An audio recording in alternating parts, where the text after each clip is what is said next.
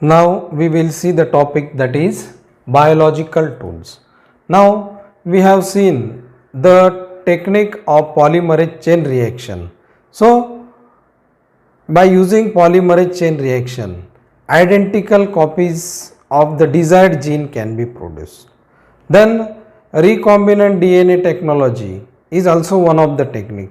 So the DNA fragments or desired genes which are produced in polymerase chain reaction are used to produce recombinant DNA. So recombinant DNA technology needs different kinds of tools, and these tools are called as biological tools. That means it involves the use of different kinds of enzymes.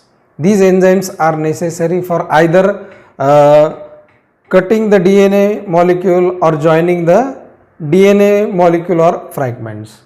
Then cloning vectors. These cloning vectors are also called as vehicle DNA. These cloning vectors are used to transfer the desired gene into the host cell and are also called as vehicle DNA. Then host is essential and it is also called as cloning organisms. Now host means a host is selected in which the cloning vectors or vehicle DNA are inserted and then cloning is carried. So enzymes, cloning vectors, then host are essential for the transformation with recombinant DNA. Now first we will see the biological tool, that is enzyme. Different types of enzymes like lysozymes, then exonuclease, endonuclease, then restriction endonucleases, DNA ligases, then DNA polymerase, alkaline phosphates and reverse transcriptase are the different enzymes which are used in recombinant DNA technology. Then we will see restriction enzymes. Now the type of restriction enzyme, that is nucleases. Nucleases cut phosphodiester bonds of polynucleotide chain. You know that the nucleotides are linked with each other with the help of phosphodiester bonds and they will form a polynucleotide chain or a strand of DNA. So nucleases are used to cut these phosphodiester bonds of the polynucleotide chain. Then exonuclease, the name itself indicates that exonuclease cut the ends of DNA strand. That means they are used to cut the ends of the DNA strands. Then endonuclease, endonuclease means it cut DNA strand within or the DNA molecule is cut other than the ends. Such enzymes are called as endonucleases. Then an enzyme called as restriction endonuclease cut phosphodiester backbone on both the strands. That means the restriction endonucleases recognize a specific sequence of nucleotides on the DNA molecule called as recognition sequences and cut the DNA molecule or DNA strand at this specific point. Hence they are called as restriction endonucleases. That means they are restricted to cut a particular site on the DNA strand. Then the name restriction is given because bacteria use these restriction endonuclease to destroy the viral DNA. That means when bacteria are infected with different kinds of viruses, the viral DNA is destroyed with the help of this restriction endonuclease, and hence restriction endonuclease serve as defense mechanism for bacteria. That means they help to destroy different kinds of viruses. Similarly, restriction endonucleases are also called as molecular scissors. Now, these restriction endonucleases cut the DNA molecule at a specific point called as recognition sites, or these are also called as recognition sequences. The sequence recognized by restriction enzymes are 4 to 8 nucleotides long and characterized by a particular symmetry. Here we can see the sequence of nucleotides. Now here is the C3 end, then it shows another C5 end.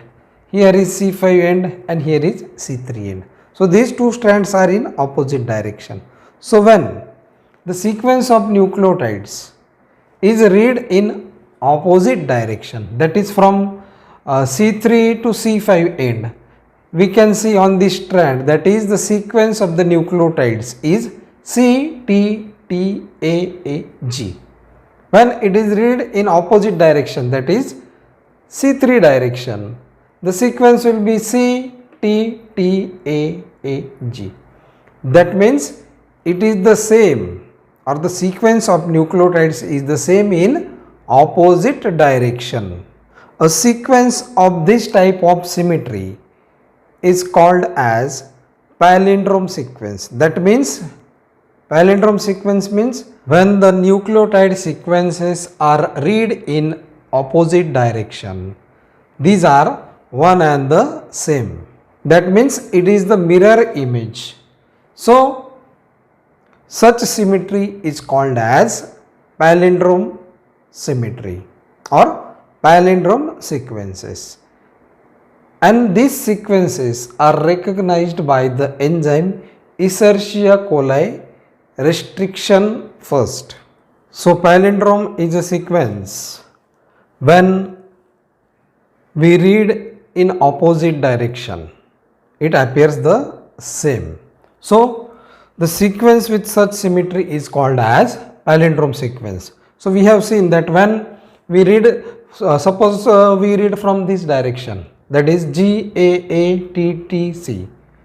then we will read in this direction, that is from C5 to C3, it will be the same, that is GAATTC. So it is the mirror image. Then the enzyme, that is Escherichia coli R1, breaks each strand at the same site.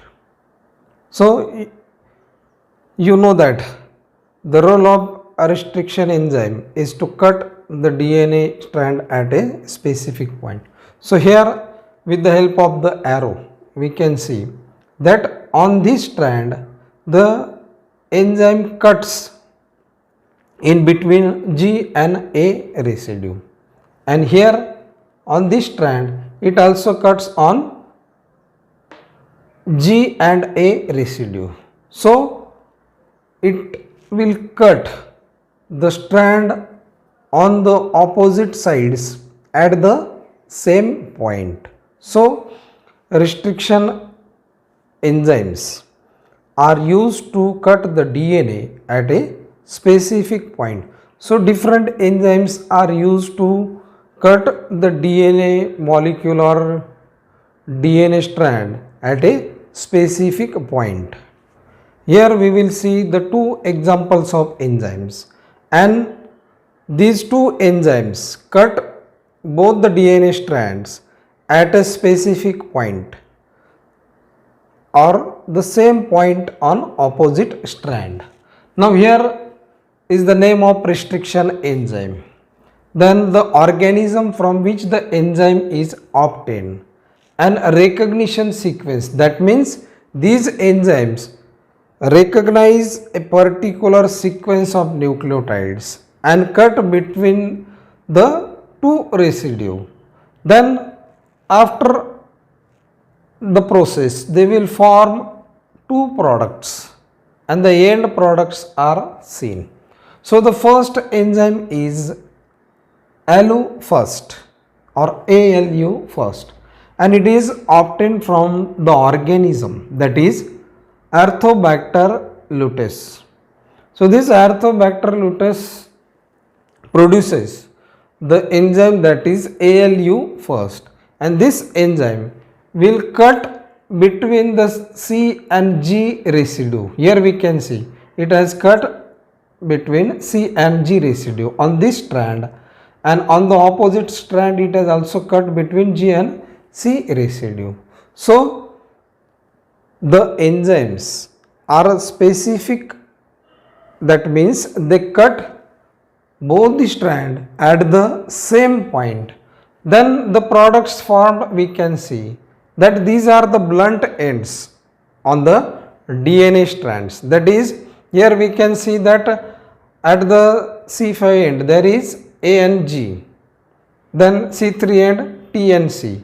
Here it will be opposite, at C3 end C, T, and at C5 end G and A. So they will produce blunt ends. That means the two strands have been cut from the center. Then the second enzyme is ECOR1, and it is obtained from the organism, that is Escherichia coli RY13. So this enzyme cuts the two strand in such a way that after the separation or cutting of the two strands, they will develop sticky ends. Here we can see that the enzyme cuts this strand between G and A residue, and on opposite strand it will cut the strand on the same point, that means between A and G residue. So different types of enzymes are used to cut the two DNA strands at the desired point. So when we need blunt ends, the enzyme like ALU first can be used. When sticky ends are needed, then the enzymes like ECOR1 are used. So we have seen the biological tool, that is enzymes, and enzymes have different roles. Some enzymes are used to cut the DNA strands at a specific point, while some enzymes are used to join these DNA strands or fragments, while some are used to produce the identical copies of these genes or DNA, while some enzymes are used to carry the process of gene cloning. So enzymes play an important role in the process of recombinant DNA technology, or they can be used in gene cloning.